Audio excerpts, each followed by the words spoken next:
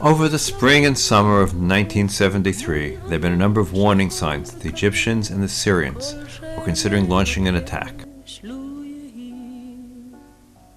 Those signs multiplied in late September and early October. King Hussein of Jordan even made a secret visit to Israel to warn Golda Meir that an attack was coming. All of these warning signs were discarded by the head of military intelligence and others in the intelligence field. They were all convinced that the Arabs would not attack until they had military parity. Meanwhile, the Air Force had learned the lessons of the war of attrition. They knew that the Egyptian and Syrian SAM sites were a major danger to the dominance of the Israeli Air Force, and that as such, they had developed elaborate plans to first eliminate that threat before they would take further action. On Yom Kippur Eve, October 5th, more and more signs began to point to an imminent attack. But still, the intelligence community kept on saying the chances of war were low. However, the regular armed forces were put on the highest state of alert, and all leaves were cancelled for Yom Kippur. The Air Force was also quietly instructed to activate its reserves. Overnight, intelligence came in from a secret source that proved without doubt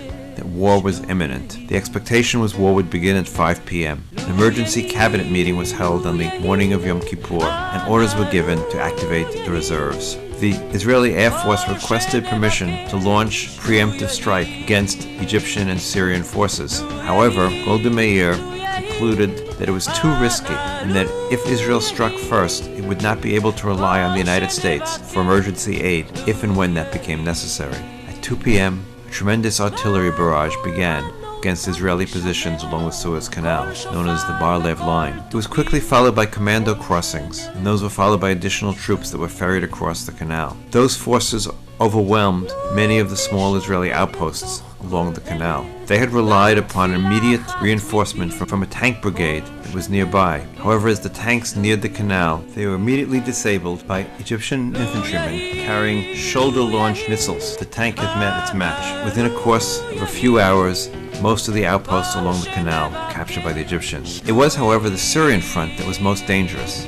There were miles and miles of desert between the Suez Canal and Israel proper. Plenty of place for a strategic withdrawal and a place to regroup. However, the Syrians, in a matter of a day, could overrun the Golan Heights and then be inside the Galilee. The Syrian war plan had, in fact, expected to capture all of the Golan Heights in one day. They had good reason to think they would be able to. The odds were in their favor. The Syrians had 1,400 tanks facing a mere 177 Israeli tanks. The Syrians had 116 artillery pieces. Israel had only 11. And the Syrians had 40,000 infantrymen versus 200 Israeli infantrymen on the front lines. The small Israeli force of 177 tanks fought all afternoon, through the night, into the next day, desperate battles. They were able to slow the Syrian advance. The cost was very, very high. Few of the 177 Israeli tanks that began that battle ended it. However, they had managed to hold back the Syrians long enough that by Sunday evening, October 7th, first of the reserve forces began to arrive. The arrival of the reserves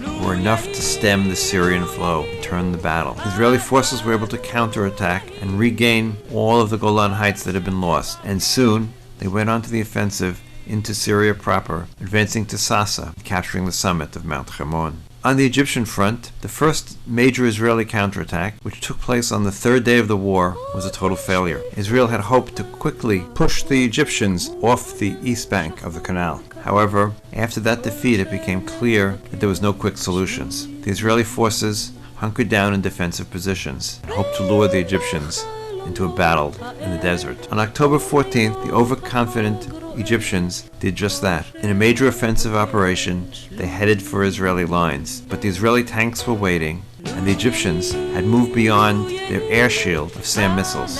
In the ensuing day, the largest tank battle since World War II took place. In it, the Israelis were totally victorious, and the Egyptians were forced to withdraw, leaving behind smoldering tanks on the battlefield. At that point, Israel decided to go on the offensive. The offensive was possible only as a result of the American air bridge that was established, in which hundreds of American planes delivered vital supplies in order to resupply the Israeli Army and Air Force for the losses it had incurred in the first few days of the battle. A force led by Ariel Sharon first attacked and captured the Chinese farm after a bitter battle. Sharon's forces then reached the canal and crossed it. Soon, they were moving almost unopposed along the west bank of the canal. Within a matter of days, They had surrounded the Egyptian Third Army. As the extent of the threat became clear to the Egyptians, they demanded an immediate ceasefire. After a brief confrontation between the United States and the Soviet Union, a ceasefire went into effect on October 22nd. The cost of the war to Israel was severe.